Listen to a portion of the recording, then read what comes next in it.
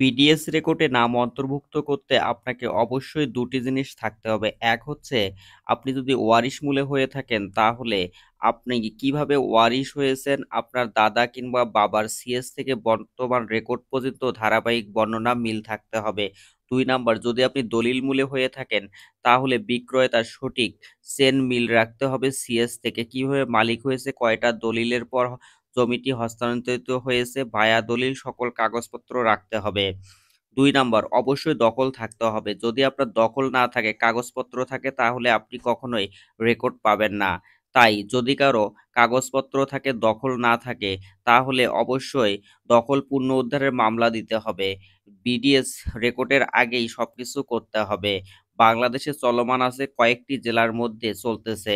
আপনার জেলায় যেকোনো মুহূর্তে এই রেকর্ডটি শুরু হতে পারে। আমি আপনাদের সঙ্গে ছিলাম আতিক হাসান মন্ডল, লেবু সিভিল কোর্ট কমিশন।